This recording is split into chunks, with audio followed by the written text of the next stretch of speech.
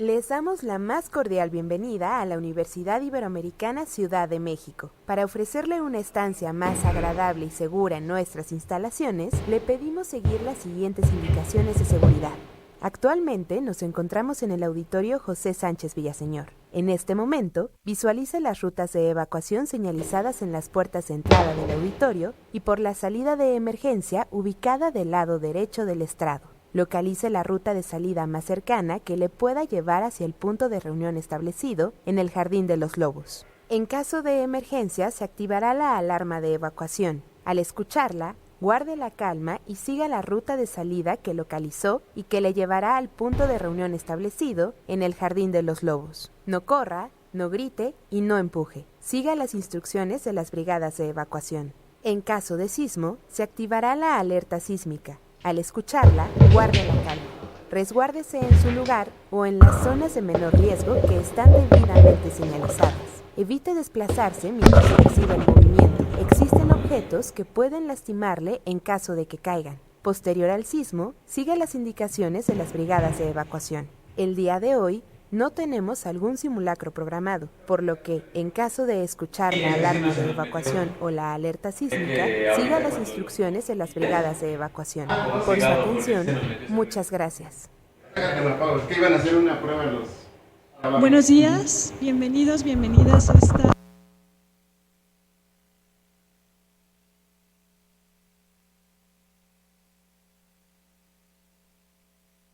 Congratula con su presencia Fray Paolo Benanti, franciscano. Él nació en Roma en 1973, es sacerdote franciscano de la Tercera Orden Regular de San Francisco, es especialista de ética, bioética y ética de las tecnologías. En específico, sus estudios se focalizan en la gestión de la innovación, Internet y el impacto de la era digital, las biotecnologías para el mejoramiento humano y la bioseguridad, las neurociencias y la neurotecnología. Como él mismo escribió, trata de que el significado ético y antropológico de la tecnología tenga sus límites bien definidos para el Homo sapiens. Somos una especie que desde hace 70,000 años habita el mundo transformándolo. Por tanto, la condición humana es una condición tecnohumana. En 2008 obtuvo su título universitario por la Pontificia Universidad Gregoriana. En 2012 obtuvo el título de doctor en Teología Moral y fue acreedor del premio Berlamino Bedovato por la mejor tesis doctoral y la mejor disertación presentada con el título de Cyborg, Corpo e Corporalità en la época del posthumano. Desde 2008 es docente en la Universidad Gregoriana, en Roma, además de los cursos institucionales sobre moral sexual y bioética. Se dedica a la neuroética, ética de las tecnologías, inteligencia artificial y poshumana. Ha formado parte del grupo especial de inteligencia artificial para coadyuvar la Agencia para Italia Digital. Es miembro de la Pontificia Academia para la Vida con un especial mandato para el mundo de las inteligencias artificiales. A finales del 2018 fue seleccionado por la Secretaría de Desarrollo Económico de Italia como miembro del grupo de los 30 expertos, que a nivel nacional tienen la tarea de elaborar la Estrategia Nacional sobre la Inteligencia Artificial y la Estrategia Nacional en materia de tecnologías basadas en registros y en tecnología blockchain. Algunas de sus publicaciones: Human in the Loop, Decisiones humanas e inteligencia artificial, La gran invención, el lenguaje como tecnología, de la pintura rupestre al GPT-3, Digital Age, Teoría del cambio de época, y en portugués, Oráculos entre ética y gobernanza de los algoritmos. Grazie Fra Paolo per essere qui tra noi, benvenuto alla vostra università, alla vostra casa. Grazie.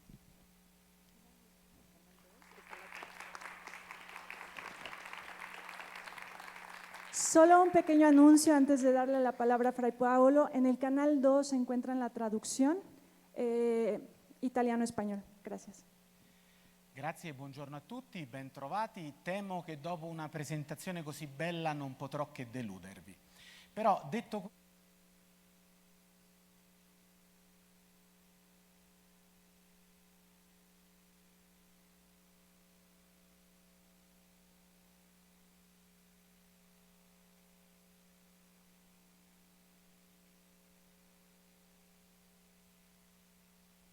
E Socrate, prima di qualsiasi tipo di riflessione, era solito chiedere ai suoi interlocutori una domanda molto semplice, che in greco suonava così, TST, che cos'è?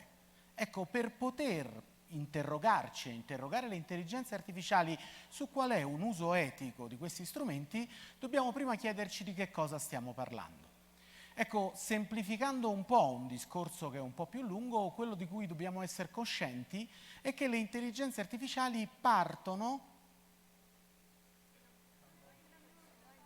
La traduzione, mi dispiace, un attimino, era un cáliz, ¿no? Entonces están encontrando la traducción, un momentito y continuamos.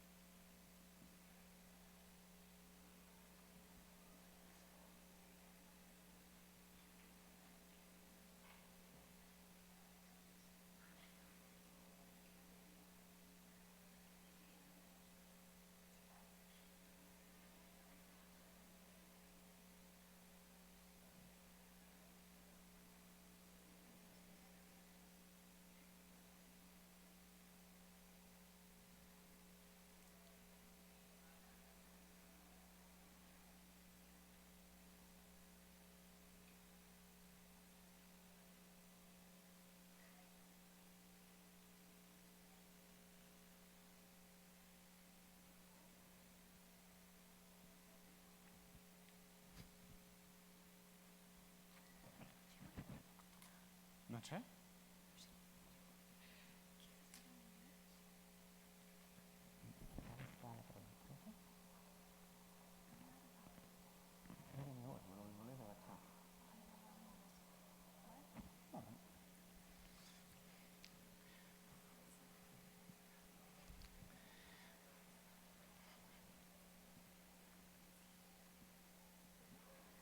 Bueno, como esto era un cáliz, entonces ahora pasamos al inglés, ¿ok? Olvídense del aparato de traducción, será directamente en inglés, igualmente como iba a ser el ejercicio de las preguntas y el ejercicio del taller que viene, ¿vale? Gracias. I'm sorry, talking about technology is a human problem. We missed the translator. So, once again, here we are. Okay, just to do this journey about ethics of AI, what I would like simple to stress is that, okay, now it's also the pointer. Okay, it's going. Like Socrates, the father of ethics, was used to say, before you can have any kind of ethical approach, you have to ask to yourself what is the things that you would like to ethically questioning. So to answer this question, to be able to make a reflection about the ethics of AI, first of all, we have to ask to ourselves what we are talking when we talk about AI. Artificial intelligence, in that sense, is the last step of a journey of at least 1 century.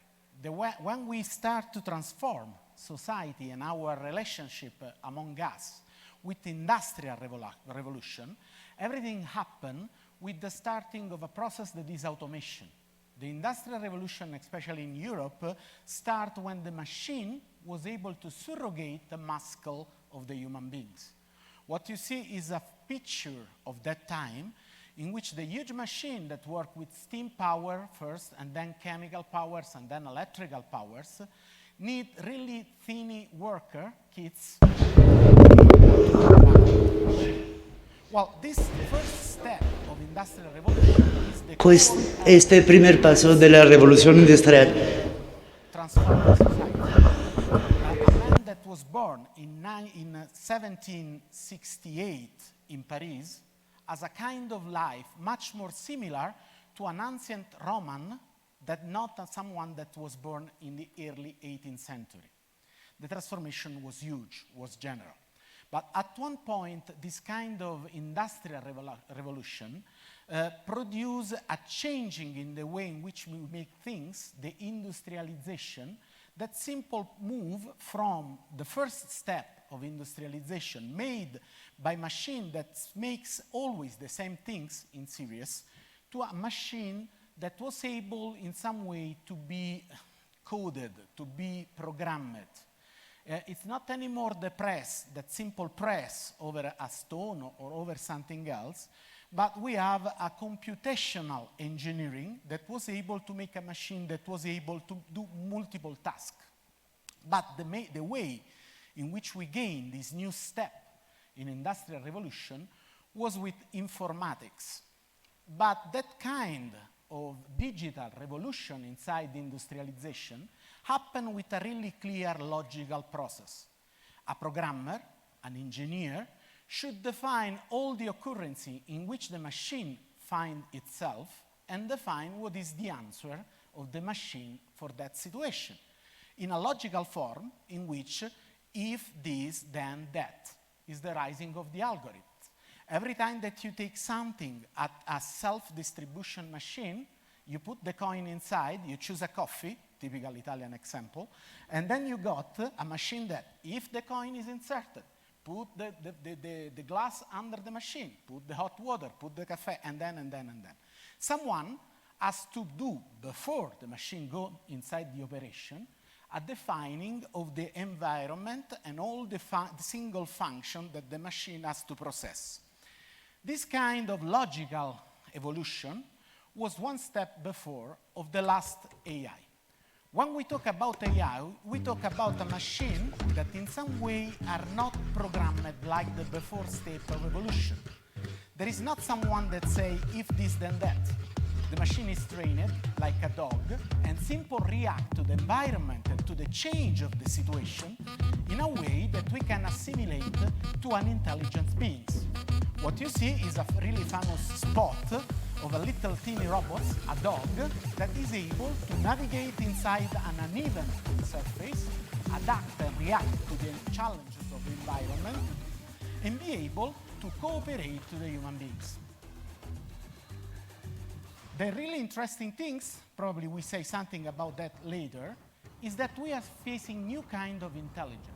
We are used to see one human being, so one dog, one intelligence. Now we have new form of intelligence that we can define swarm intelligence. All the physical beings belong to a single general cloud intelligence. And the machine simple react, simple can adjust itself, and can in some way also surprise us. Could do things that we did never do things before. Okay, I don't want to sell you this kind of robot, but just to give you a sense of what is going on. And as you can see, the new way to interact is questioning us. What's happening now? What is this kind of element that we define as artificial intelligence that is changing industrialization and the way in which we operate inside the society? Well, the first problem is this: how we can define artificial intelligence. Because in all international body, like UNESCO, Council of Europe, government body, you would like to have a regulation, because you would like that your machine simple not act in a way that can put in danger human beings. You don't want that dog simple decide to bite a human. Well, to do that, you need a regulation. But if you need a regulation, you need a definition. We make a rule for the car that are in the street. We make a rule, we make a law for artificial intelligence. Well, the first problem is that when you say that, every company that produces artificial intelligence start to react to you. My product is not your definition. What you define is not what I'm doing. And so the real problem, we took 6 months in Council of Europe simple to achieve this definition. is to produce a frame that can collect all the kind of machine that simple react to the environment, that simple change the way in which they operate, and can be in some way addressed. So what is an artificial intelligence nowadays? Well, first of all, it's a machine in which the operation is given not by if, then, this, that, but is given through goals. Please clean the door or open the door, and the machine find a way to do that. So when define an artificial intelligence is a new kind of machine in which is not anymore important the button, but is important the transmission of the goal to the machine. And the machine then find the means to achieve this kind of ends. How? It's a software that could be inside a robot, so don't confund bot with robot. Artificial intelligence is a software that with more than one techniques, it's not one things, it's a series of things, and more approach can achieve an end, a goal that the human being can give to the machine. The machine is able to interact with the environment and with the not predicted things that happen in the environment. Well, when the regulations say multiple approach, it's talking about something like that. It's a really synthetic way to represent it, but this is all the family. Let me introduce you the family. This is the family of algorithms that are behind artificial intelligence. When you say artificial intelligence, you say from decision tree to deep learning. A huge family of algorithms developed in the early 60s that never worked, that start to work in early 2000 because we have so much power, computational power, and we have so much data to make them workable. Just to give you an example, decision tree is what is inside your GPS. Every time that in Ciudad de Mexico, you define or you look for a way to reach a place, for example, Museo de Antropología, I'm talking to my history, then the system split the street in every possible decision, turn left or turn right. Next decision, turn left or turn right. Then calculate the shortest way, like in a tree, to achieve the goal that you have. It's really workable, but sometimes it's really explainable. Sometimes it tells you turn right and then turn left again because you save 15 meters. And you get out from a highway, then you get in against in the highway. And it's really explainable. It's not really accurate. Sometimes you find yourself jammed inside the traffic. Now Google has and Waze has some tricky. They mix the family. But decision tree, it's really explainable. It's not really good in reacting to the uneven. On the other side, we have deep learning. Deep learning is the system that is inside, for example, AlphaZero. That is the machine that beat the world championship of Go, the game. Well, in that case, you have no idea why the machine is giving you that kind of advice, but the machine has a prediction accuracy of 98%. Now, if we use in medicine, and it say to you, cut your arm and you live, and you ask why, there is no why, but there is an accuracy in prediction. So when we talk about artificial intelligence, we have to define which kind of learning techniques we are using, because the learning techniques, it's not indifferent to the kind of trustability and transparency that you can have for the system.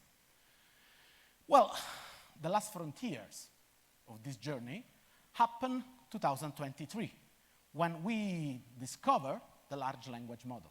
When we start to apply this kind of learning techniques to a huge amount of text.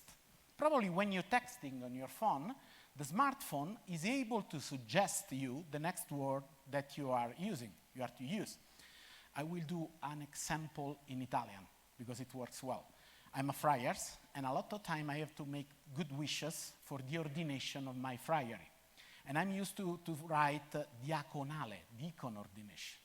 And when I write D, already my smartphone say diaconale. A friend of mine that is an architect when he write the diagonal, because he's an architect. So it's learning by your text and is able to suggest the next word. Well, at this moment, we have an approach that is really United States one. Be powerful, be big. And we instructed the machine with the hugest amount of text that we found. Actually, we collected all the human text elaborated in internet, and the machine started to do something strange. It's not only able to give you the next word, it's able to give you a phrase, it's able to give you a paragraph, and also text. And in some cases, it's able also to answer to you, like if the machine knows something about the reality. Who won the World Football Championship in 2000? And things like that. Italy. No, it's not true. Well, sorry, this is it's a meta-didactical thing. If you smile, I didn't lose you, okay? Well, this kind of approach is a foundational model. At one point, we say that reality is equal to the largest set of data that we collect. And philosophically speaking, we see that later, this is a little problem, because data is actually the copy of reality. Is it the copy of reality like the reality? I let this question to the philosophy. Okay. Well, the problem is another one, that thanks to the pandemics and the huge jump that we made inside the digital world, we produce a lot of human-produced data. And result like ChatGPT that we was not expecting before 2030 was happened to have late 2022. So we had a huge acceleration inside this kind of intelligence that we define generative artificial intelligence.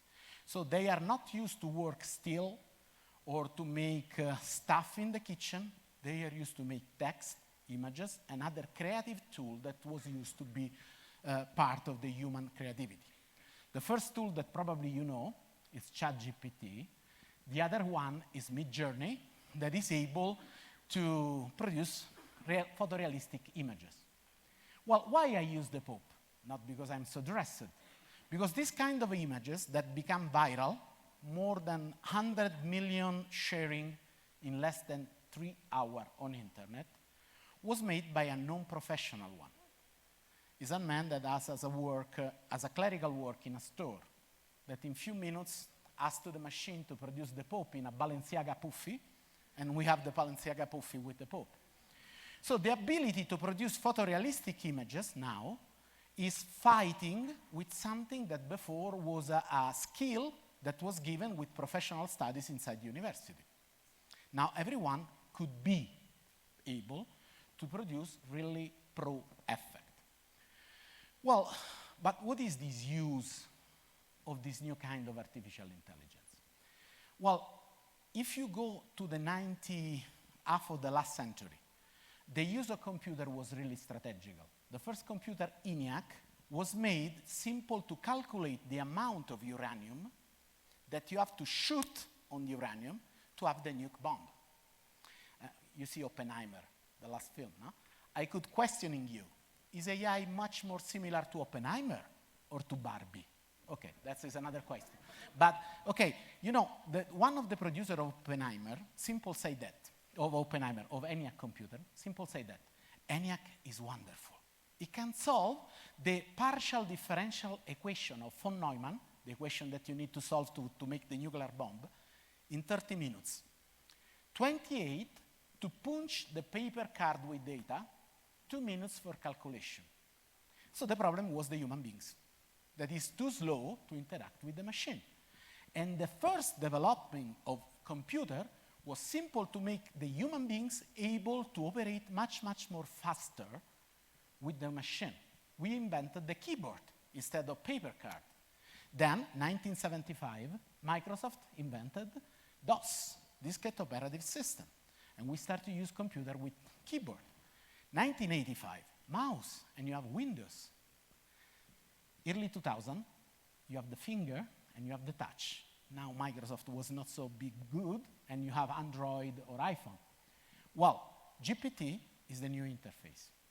Your language, your natural language, is designed to be the new interface to be more productive with the machine. And if you go to a product like Bing, you can see that what is the use of this large language model is to be an interface to have a co-pilot that help you in the productivity. So actually, when you search something on Google, you write what you have in your mind. Engineers are desperate. They know that there is a language to question a search engine, but no one on the face of the earth uses the proper language. ¿Dónde puedo descubrir buenos tacos? It's not a programmation language. It's an Italian that tried to speak Spanish to a Google in Ciudad de Mexico with a huge hungry. Well, Google makes something, but imagine to have a large language model that understands you and translate your request in the search request for the machine. Then it collects all the best answer and translate the answer in an original text with footnotes for you. It could be done also with the PDF of the last paper that your professor gave you as an assignment for your schoolworks.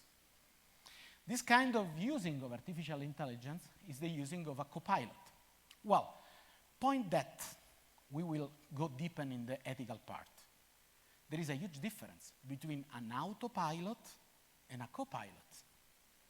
In an autopilot, it's the machine that is deciding everything. In a copilot, there is human in the loop. The machine is made to make human much more able to take the correct decision. Well, are we talking about technology or ethics? Every time that the human being is in the middle, ethics surface.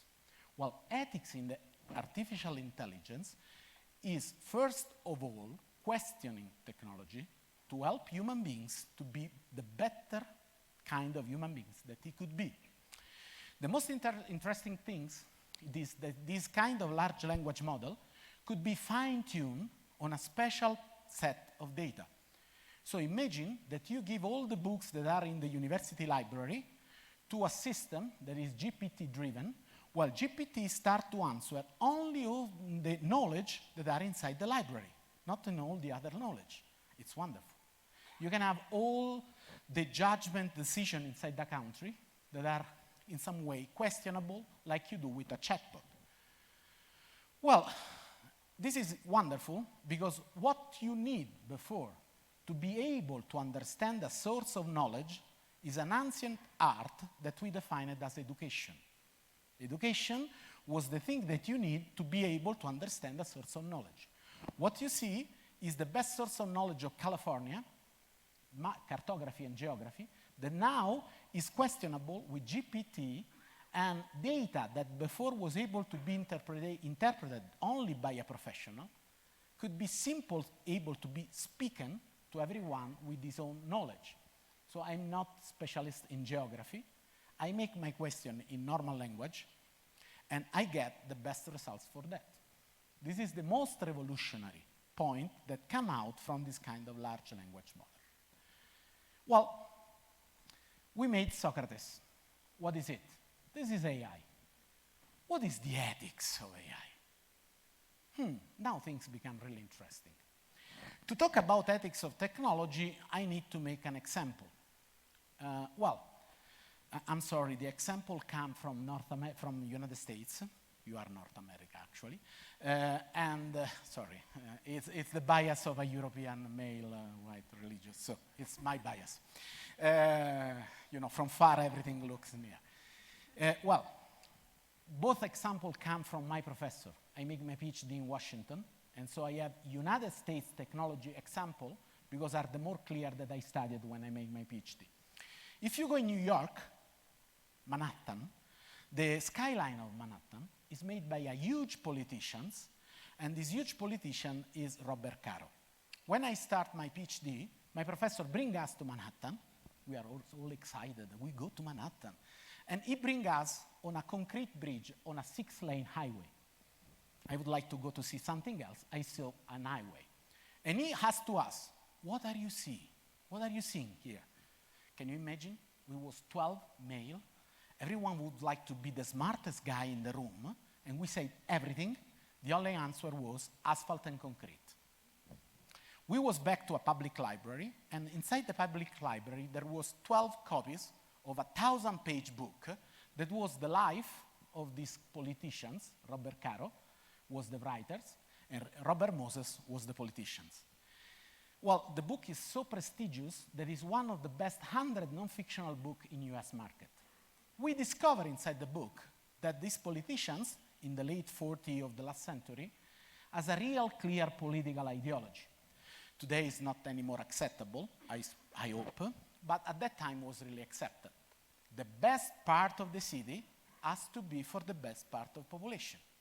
Well, the highway, the parkway, that is used to go from Manhattan to Long Island is used to go to the best beach near New York, Johnson Beach. Well, how Moses could keep Johnson Beach just for the best part of society?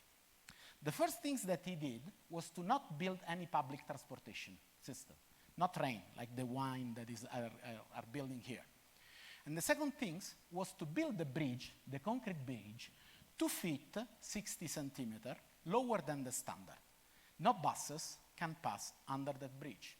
Only people that in the 40 can achieve a car can go to the beach. Well, ethics of technology is questioning technology to simply discover that every technological artifact is a form of order, is a displacement of power. When we introduce AI inside the society, we are introducing new form of order, new displacement of power. Who has to decide how to be the power and the order inside the society? A private company, state, public society? The good side of my job, making the ethicist, is that I have just to make question, not to find the answer. Well, the second example comes from California and touch also Mexico. In the 70s, there are a lot of seasonal workers that go to the California to harvest tomatoes. In the early 70s, 74, there are 3,200 little farmers in California that produce almost 90% of tomatoes for US market. 1976, University of California developed the machine that you see. It's a mechanical harvester of tomatoes that was able to collect tomatoes for less than $2 for tons. It's a huge revolution. Early 80, the number of farms collapsed from 3,200 to 240. Why? Did the American stop to eat tomatoes? No. The number of tomatoes and canned tomatoes rise up. But the problem was that that machine cost $176,000 in the 1976, almost $500,000 of nowadays. Well, this is a sign of what innovation produces in the market. Innovation produces a concentration of the market because innovation comes with a cost. So if we infuse AI inside the market, only the people that can pay the innovation will stay in the business. And this is a social challenge. This is an ethical social challenge. The second thing, this is a really Italian bias, sorry, is that that tomato, to be not hand-picked, but picked by a mechanical hand, has to be selected to be more resistant. Can you imagine? It's a mechanical hand of the 70s. Well, this is the bias that we Italians have when we say that United States tomatoes has no tasty, you know? Because they pick a new kind of tomatoes that was more resistant to the compression, but was less tasty. Innovation changed also the nature of a product. Look at what happened with the news. Before we have newspaper, and a lot of newspaper was used to produce the news. Now with digital innovation are the huge platform that distribute the innovation, and only the people that can achieve the cost of innovation with advertise on the platform survive in the news market. And more than that, it's not anymore the good news, but it's the most workable by an algorithm news that is spread on the display of every one of us. So they are changing the product. This kind of driver of ethics has to challenge the nature of artificial intelligence. This kind of ethical challenge has to question this kind of artifact that is able to find means to pursue a goal. Well, which kind of question we can arise? Okay, I can give you only a few samples. I make an 120-hour class on that. So I will try to make much more philosophical and core question than not all the question that is possible to imagine. Well, the first one comes from an history, okay? AI work on data and give a meaning to data. You write a text and they finish the text. Well, what does it mean? To answer to this question, I have to tell you a story. This is the story of a mathematician born in the early 20s of the last century that was born in a region that was part of Germany at that time. Today is part of Romania. Well, when the Nazi came to power, he was Jewish, and he understand that it's not a safe place to stay, and he go to United States. He was one of the mathematicians that was behind the success of United States Army against the Nazi. But he never shoot a bullet, he never fly a plane, he never drive a tank. He was a mathematician and worked inside the Special Research Group, NSR, that was in Manhattan. It's not the Manhattan Group, the nuke bomb. It's a group that researched the best optimal results for statistical problem. Because, you know, United States Army understand really soon that the war will be won not by the people with much more heroes, Captain America, but people with 5% more of ammunition, 5% more of bullets, and things like that. Well, one of the problems of World War II that was a really technological war was with the airplane. An airplane is a beautiful machine, heavier than the air, it's able to fly it, but has a huge problem. If it's eaten by a bullet, has the strange tendency to fall down. So you need to avoid this kind of falling down of the airplane. The solution is not so difficult. Put steel in the airplane, but steel is heavy. A perfect bulletproof airplane will never fly.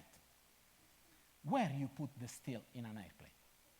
To answer to this question, the man that I'm talking about is Abraham Wald, okay? And he's working with Friedman, the future Nobel Prize for economics. They got a really secret map.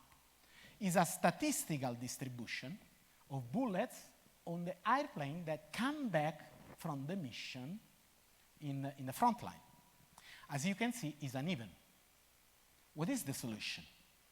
More holes, more steel. This is a really intuitive solution. Well, this is a bias. Well, what you see is the bullet of the airplane that come back to the base. You can imagine a single bullet to the pilot, a single bullet to the plane, to the engine, or to the tail, where all the control cable was used to be, is enough to produce a crash. Well, this is the survivor bias. Abraham Wald do not explain in that way. It solved the equation that you see on the left, but this tells us something really important about data. Well, a zero value variable is not a meaningless value. But zero is a mathematical property. Meanings is a human understanding properties. So we have a decision-making machine that is working on number, and we would like to apply to human sensible data and to human sensible decision. Who is in charge to make the difference between zero and meaningless? Well, this is the problem, and this is a problem that happens with data because the machine is working with correlation, and we know that we have some situation in which we have what we call false correlation. So what you see here is the perfect data of United States spending on science, space, and technology, and the number of suicide in the United States by hanging, strangulation, and suffocation. Every time that $1 go to Cape Canaveral, someone in Pennsylvania decide to make it finish. Or every time the SpaceX flight in the sky, someone has some suicide ideas. Not at all. This is a false correlation. It's a spurious correlation. The data are correlated, but there is no causation between correlated data. So the machine is really fast and good in finding correlation. What is the relation between correlation and causation? Well, just to make some other example, I can put you 14,000 examples.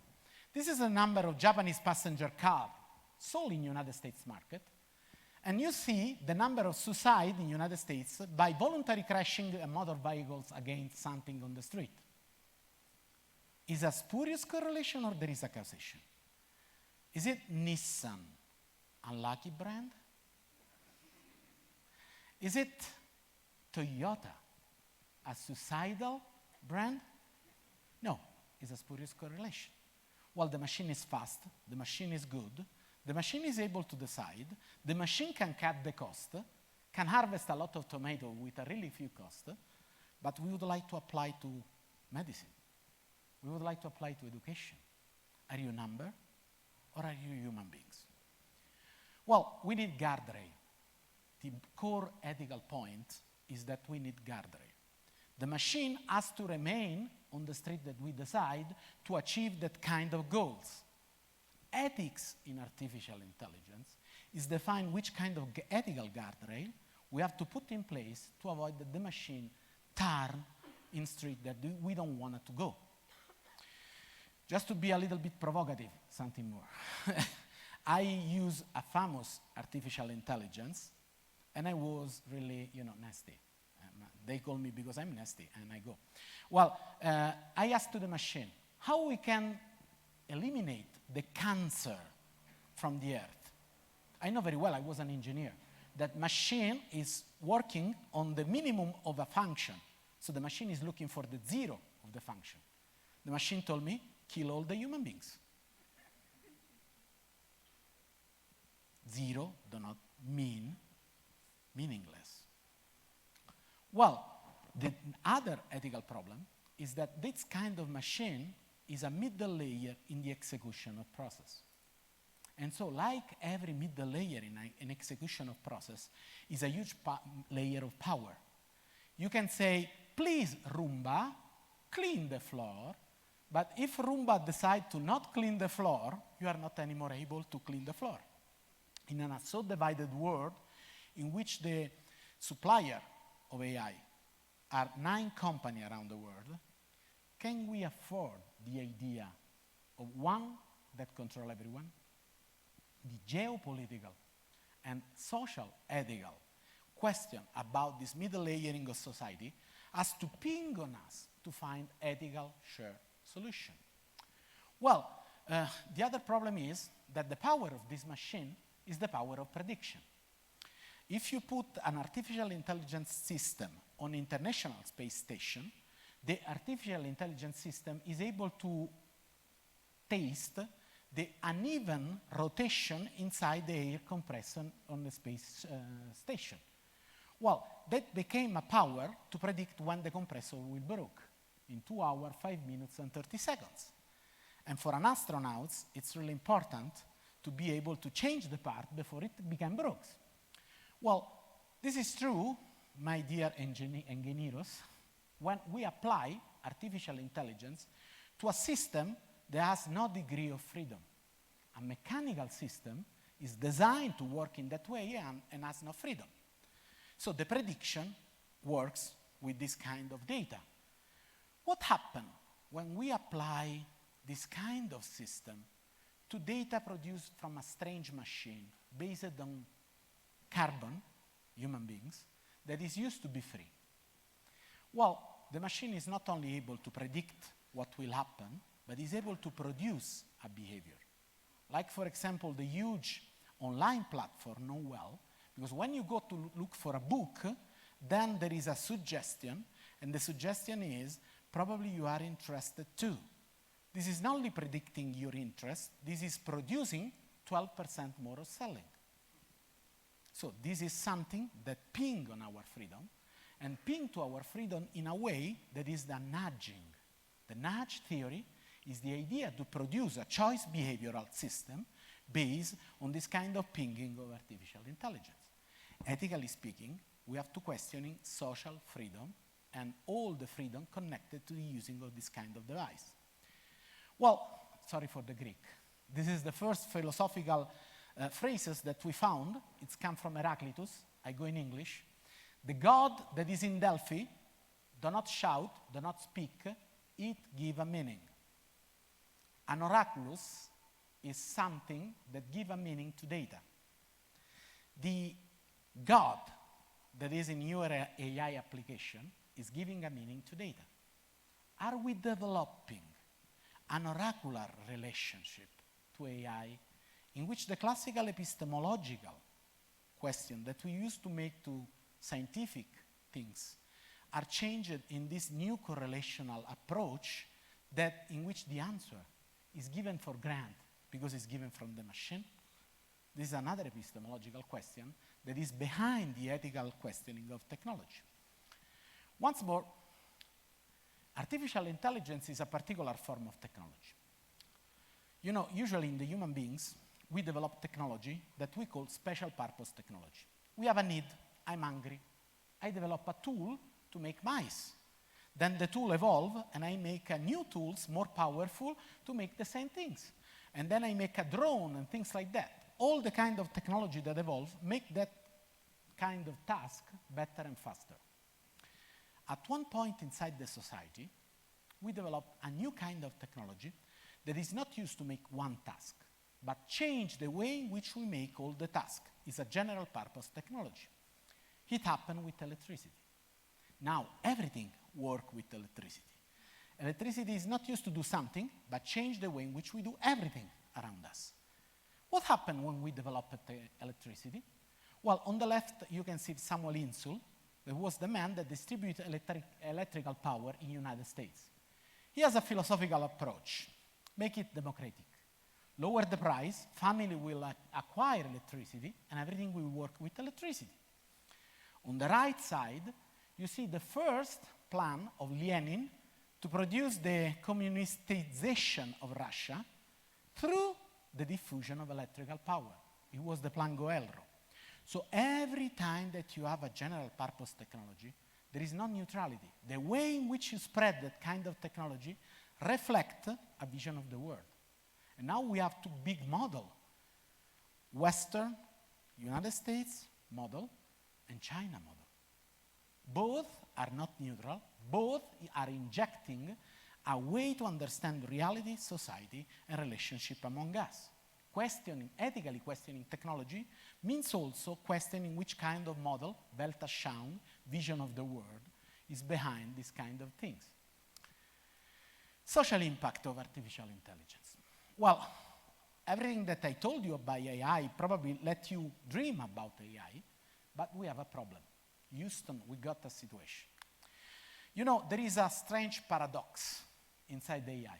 A machine is really, really able to do high cognitive tasks than lower cognitive tasks. You can see on the left side of this slide a solar power calculator sold on an online platform for less than €1, 18 pesos, on internet.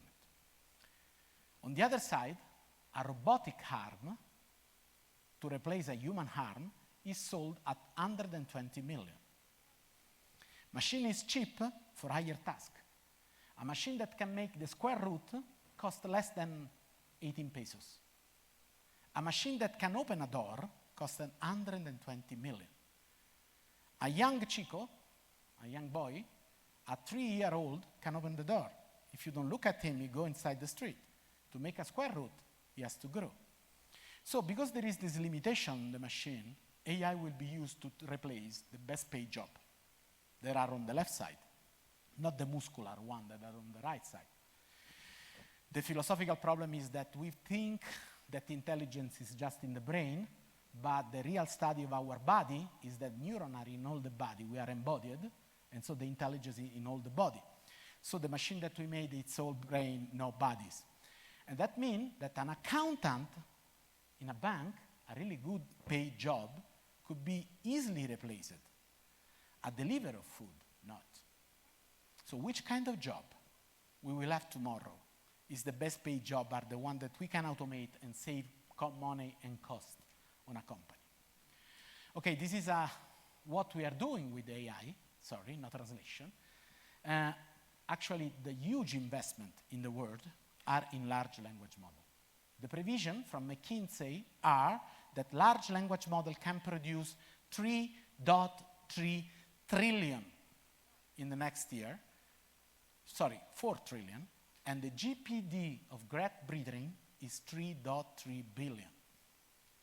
So the pushing of this kind of technology on the market will be unbelievable. questioning now is better than questioning later. Well, I'm going to finish my presentation just with something. First of all, the mentality that we put inside that. You know, Alan Turing, founder of artificial intelligence, he was a Briton, and he was criticizing the ENIAC people because they say, they are really United States people, you know? They are much more impressed by the power of the machine, not that the fact that the reality is digital. So we are developing a power crunching data machine, and we are not developing a correct epistemology of that machine. What kind of knowledge are we producing with AI? And what this kind of knowledge could be used for and cannot be used for. And the second and last thing is the Conway law that says that every organization produces a software that is the cut copy of the organization. So every organization, if you use Facebook, you see how is the company behind. Apple, everything is around Tim Cook. Oracle. Microsoft, in which each branch killed the other, and so on.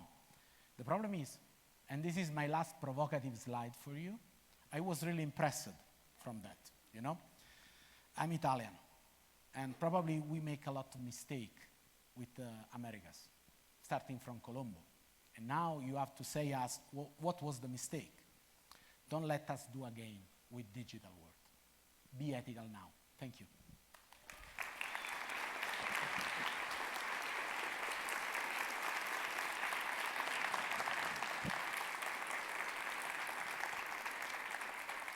Gracias, Fray Paolo.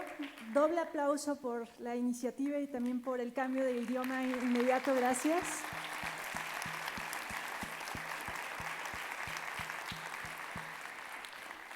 Tenemos tiempo para algunas preguntas, 2 o 3 en el público. ¿Quién quiere preguntar? Siéntense en la libertad de hacerlo en inglés o en español. ¿Ok? Sí, de este lado, por favor. Ahí va el micrófono. Okay, thank you for the presentation. I have this question because it's very interesting that technology, the point you say, technology is subject to the economics. It's so correlated, okay? So for America, as you saw on the last one, it's gathering the most stocks on the companies, of course, okay? And the economics go this way. So what are we gonna do on the next 10 or 15 years when these structures, economical structures, Facebook, Google, goes down and has all this data collected? What are they gonna do, not the stockholders, but the organization are made by people? So we have to think that today the American is changing its economic. As the globalization, they changed the works, they put out the factories, and they vote for Trump because they have no factories. Trump say, we are gonna put again factories or make great America again. So we try to pull back this thing that was impossible because the factories are outside. For AA, we have that the operators will be still needed as any of the tools that we have developed all over the years. But these tools will be cheaper to operate outside of the States. So in the future, these companies will go down, but the directives will have to keep the level of the share. So how can we do not for them to sell the data that they pick from all these years that they have learned? Because it will be a reality that the stocks will go down because it's all companies go up and down, and these people have that problem to maintain the shares up. What are they gonna do? How can we tell them this whole bunch of, richness they have, because they say, we will sell again, although we have the many things not to be sold the personal data or the personal things that they are going to have achieved in their machines, okay? That's the question. Well, I have a short answer, regulation. And in Europe, we have the GDPR, so there is a Data Privacy Act. Okay, we can have an exchange. I can tell you, I can give you my data, and in exchange, you publish the picture of my food on your social platform. But it's not a losing of property, it's a license of use.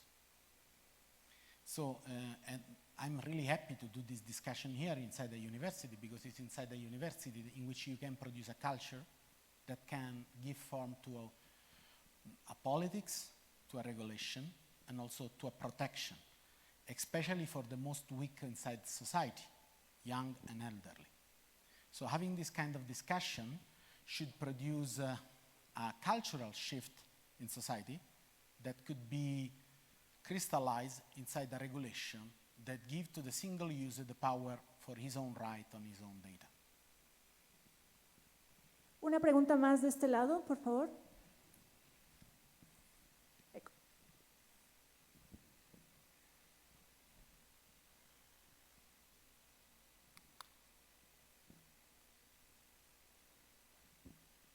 Thank you, Father.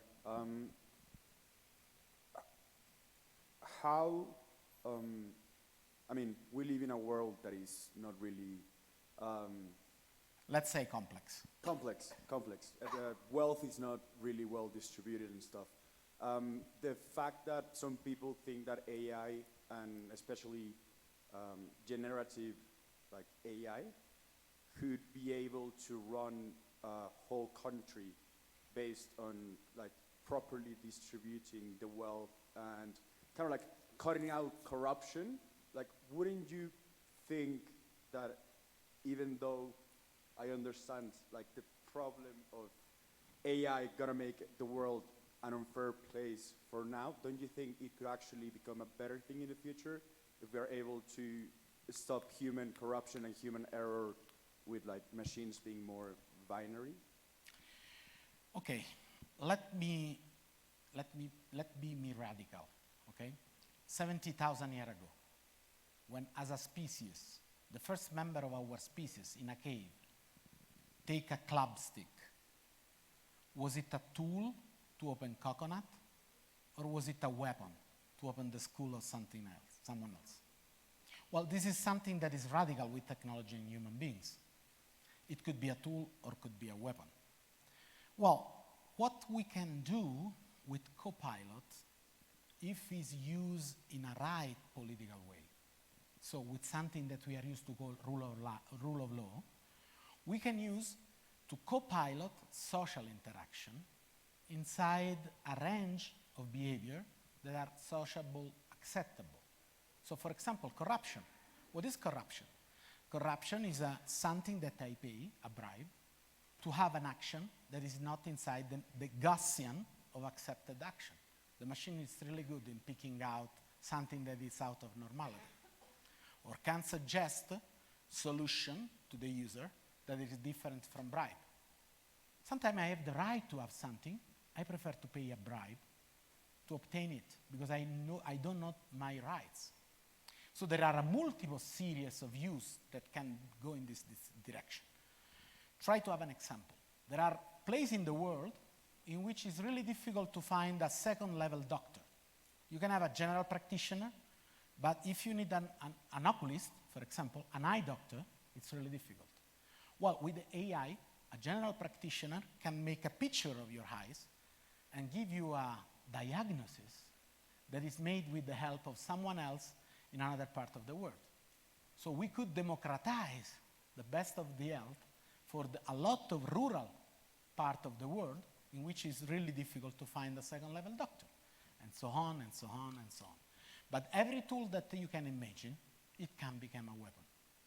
So we need ethical watchdog. It's part of the process. Una pequeña pregunta corta, por favor, aquí y terminamos.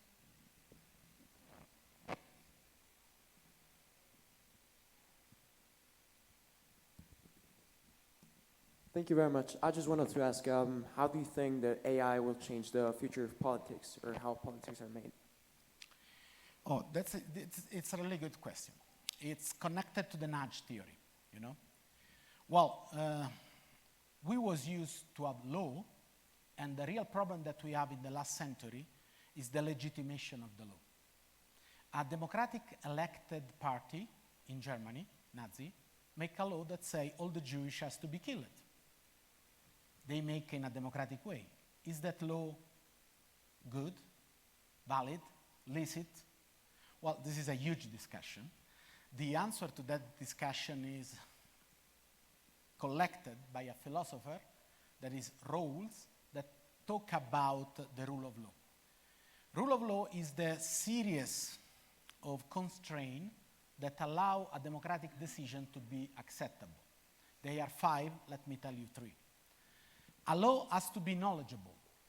If you don't want to smoke, if here is not allowed to smoke, you have to write in some places, no smoke, prohibido fumar. The law has to be universal. It's for me and for you and for everyone. The law has to be general. What is the difference between general and universal? Well, supposing that I make a new law, everyone has to obey to Father Paolo. I love it.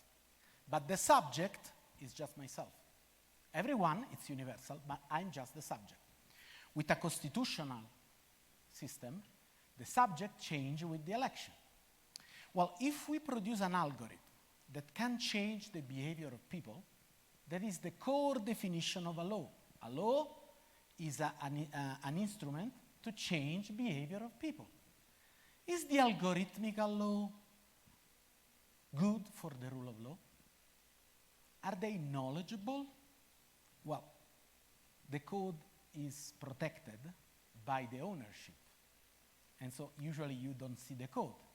Well, let's go to the open source software. Well, there is a paper, 1982, made by the winner of the Turing Prize, the Nobel Prize for Informatics, that the title was Trusting the Trust. Once you have an open source code, you need to compile it to make it executable in a machine. When you compile it, it's not anymore understandable, and the compiler can inject everything inside the code. So, first of all, the algorithmical law, it's not understandable, knowledgeable. Is it universal? They profiles. Is it general? They obey only to the owner of the server. So the politics of the future probably it will be an architectural choice, software-driven, like the one that you find when you go to look for an advertise on internet. It's really good to make you some decision. But the problem is that there is a tension with the rule of law.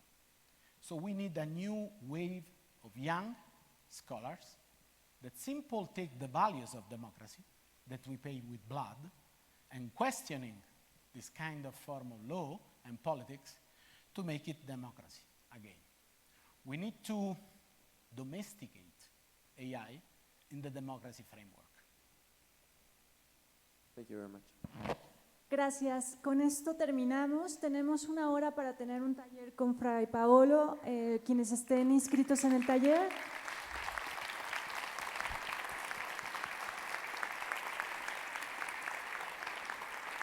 Como ven, hay mucho que hablar con él. Quienes sigan en el taller, aquí nos quedamos, aquí será la actividad y a las 11 habrá una mesa redonda entre otros, con los otros conferencistas para poder seguir dialogando estos temas también con Fray Paolo. Muchas gracias. Y el vicerrector tiene un pequeño regalo de parte de la Universidad Iberoamericana. Gracias. Gracias. Gracias.